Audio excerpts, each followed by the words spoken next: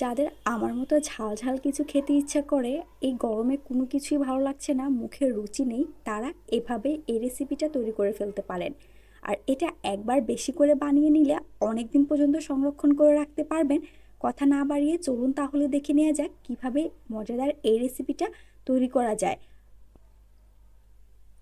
এর জন্য এখানে আমি নিয়েছি কিছু শুকনা মরিচ। শুকনা মরিচটাকে আমি ভালো করে ধুয়ে গরম পানির মধ্যে 10 মিনিটের মতো ভিজিয়ে রেখেছিলাম। আর এখানে আমি নিয়েছি চ্যাপা শুটকি, আপনারা শীতল, চ্যাপা, বাঁশপাতা যে যে শুটকিই বলেন না কেন, এটা এখানে আমি 10 থেকে 12 পিস নিয়েছি। আর একটা মিডিয়াম সাইজের রসুনের কুচগুলোকে খুলে নিয়েছি, আর 10 থেকে 12টা পেঁয়াজকে আমি খোসা ছাড়িয়ে 4 পিস করে কেটে নিয়েছি। এখন একটা ব্লেন্ডার জারের মধ্যে আমি সবগুলো উপকরণ একসাথে দিয়ে দিচ্ছি। আর মরিচের পরিমাণটা আপনারা কতটুকু ঝাল খেতে পছন্দ করেন সে অনুযায়ী কিন্তু বাড়িয়ে কমিয়ে ব্যবহার করতে পারবেন। ব্লেন্ডার জারের মধ্যে সবগুলো উপকরণ দেওয়া হয়ে গেলে এখন এগুলোকে আমি ব্লেন্ড করে নিব। অন্যদিকে চুলায় একটা প্যান বসিয়ে এর মধ্যে আমি দিয়ে দিচ্ছি আধা কাপ রান্নার রেগুলার তেল। আপনারা চাইলে কিন্তু এই রান্নাটা সরিষার তেল দিয়েও করতে পারেন। তেলটা গরম হয়ে গেলে এখন এর মধ্যে আমি আস্ত 3টা শুটকি দিয়ে দিচ্ছি। এই পর্যায়ে শুটকিটা ব্যবহার করার কারণ হচ্ছে এভাবে যদি শুটকিটা দেওয়া যায় তাহলে কিন্তু এর মধ্যে শুটকির একটা স্ট্রং ফ্লেভার পাওয়া যায়, আর এটা খেতে অনেক বেশি মজার হয়। শুটকিটা সামান্য একটু ভাজা হয়ে গেলে এর মধ্যে আমি ব্লেন্ড করা যে মিশ্রণটা আছে সেটা দিয়ে দিচ্ছি।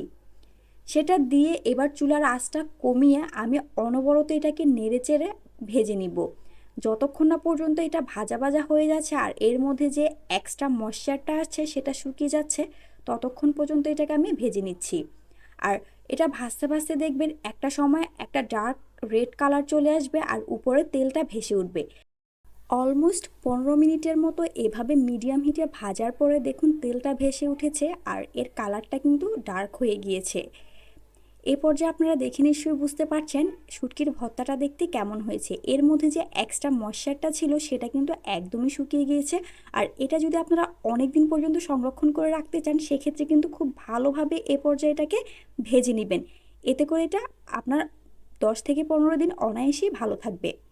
এ পর্যায়ে এর মধ্যে আমি দিয়ে দিচ্ছি স্বাদ অনুযায়ী লবণ।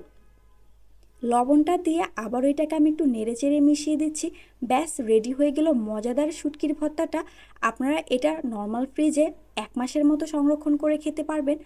আশা করছি এভাবে একবার হলো বাসায় ট্রাই করবেন, আপনাদের কাছে ভালো লাগবে। দেখুন এটা দেখতে কতটা লোভনীয় লাগছে।